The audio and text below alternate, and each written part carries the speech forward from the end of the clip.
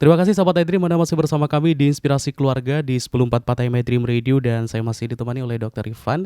Kita masih membahas tentang meningitis ini. Tapi meningitis ini bisa sembuh nggak sih dok? Orang yang menderita meningitis benar-benar bisa sembuh dari meningitis ini nggak dokter?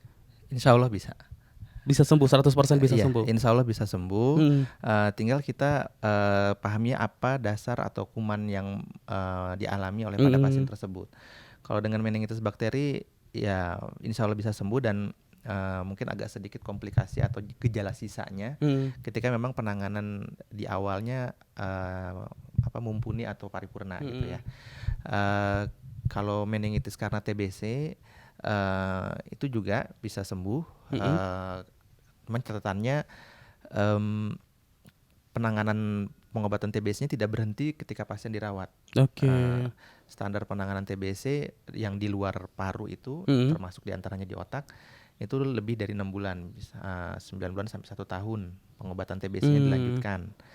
Nah, kalau untuk meningitis karena jamur itu pun pengobatannya setelah perawatan dilanjutkan sampai kurang lebih kalau tidak salah 2 bulan.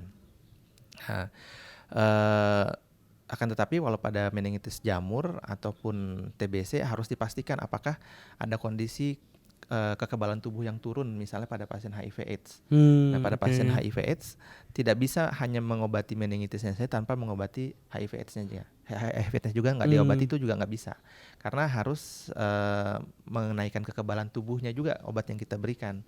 Tujuannya untuk mengurangi kemungkinan terinfeksi lagi. Begitu. Baik. Nah ini dokter mungkin untuk sahabat iDream di rumah yang tidak pengen keluarganya pasti semuanya tidak ingin ya menderita meningitis. Tapi ada hal-hal yang bisa dilakukan nggak sih dok sebenarnya untuk mencegah agar kita ini tidak terjangkit meningitis ini sendiri? Secara umum penyakit karena infeksi itu terjadi lebih mudah pada orang-orang dengan kekebalan tubuh turun.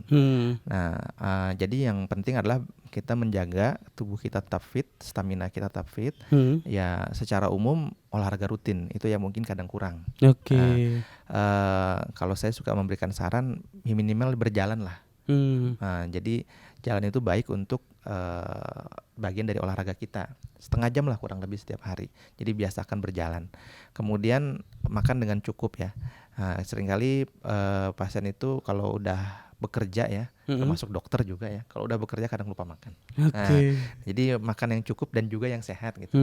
Nah, selanjutnya istirahat yang cukup. Ya, jadi kurangi begadang atau aktivitas yang tidak perlu di malam hari kecuali tidur ya. Sehingga dengan demikian stamina atau kekebalan tubuh kita bisa terrestore atau dipulihkan kembali. Nah, pada orang-orang yang memiliki resiko-resiko khusus ya seperti lansia, yaitu harus lebih waspada lagi terutama asupan gizinya. Nah, pada anak-anak itu juga terutama asupan gizinya dan juga vaksinasi. Nah, pada orang-orang yang terpapar secara khusus seperti orang-orang yang berperjalanan ke luar negeri seperti ke Timur Tengah, Saudi Arabia ketika menjalankan umroh atau haji, jangan ragu untuk melakukan vaksinasi. Karena itu bagian dari upaya pencegahan. Ya, selebihnya sih tinggal kita melakukan hal-hal seperti biasa aja gitu. Yang penting stamina tubuh atau kondisi kesehatannya baik, insya Allah kemungkinan mengalami meningitis kecil. Nah ini untuk vaksin sendiri tadi dokter, apakah ini vaksin meningitis ini juga diberikan masuk dalam daftar salah satu vaksin yang diberikan ketika anak imunisasi, dokter? Apakah masuk dalam daftar itu atau harus kita minta ke dokternya untuk divaksin meningitis, dokter? Yang dianjurkan oleh Ikatan Dokter Anak Indonesia itu sudah sebagian mengcover bakteri-bakteri yang berpotensi mengakibatkan meningitis. Tapi ada yang belum. Nah itu karena program pemerintah tentunya kan perlu pembicaraan khusus apakah itu bisa dilakukan secara masif atau enggak di masyarakat ya.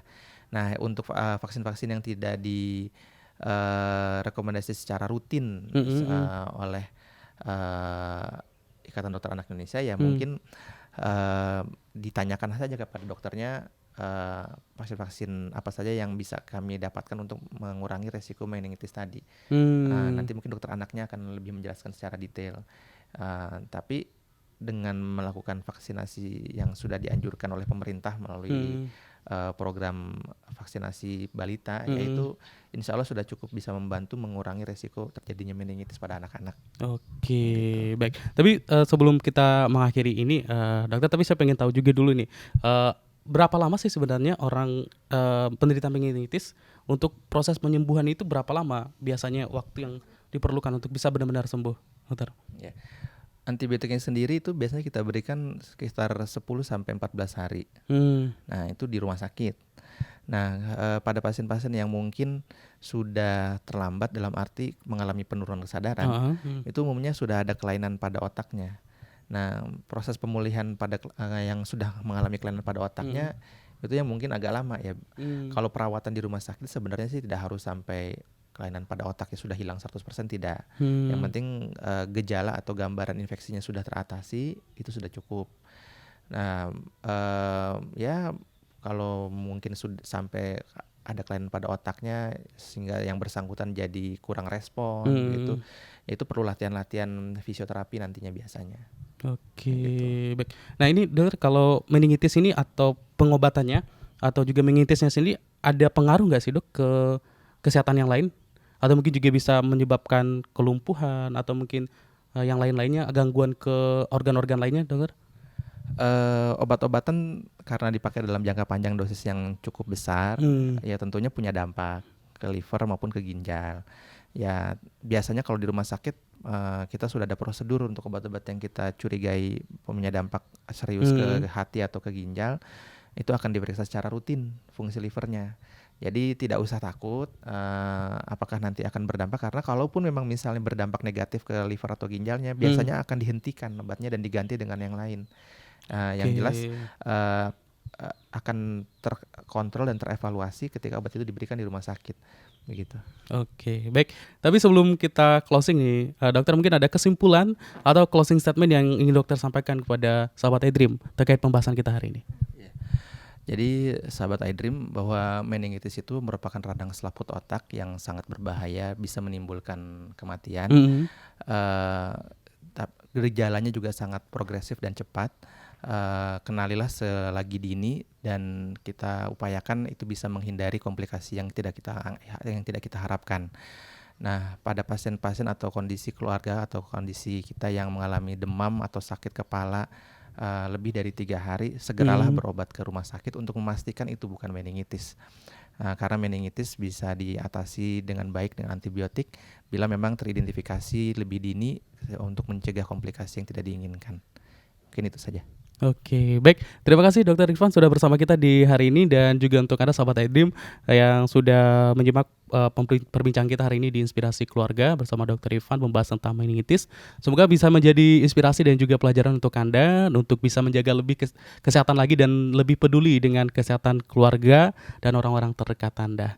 Terima kasih juga untuk Anda sahabat iDream yang sudah bersama kami di 1044 AM iDream Radio, ataupun juga untuk Anda yang mengakses live streaming kita di www.idreamradio.id. Jangan lewatkan serangkaian informasi dan juga program lainnya masih akan hadir menemani Anda. Sarudi Saputra, mewakili kerabat kerja yang bertugas, pamit dari ruang dengar Anda. Mohon maaf jika ada salah kata. Subhanakallahumma wa bihamdika asyhadu an la ilaha illa anta astaghfiruka wa atubu ilaik. Assalamualaikum warahmatullahi wabarakatuh.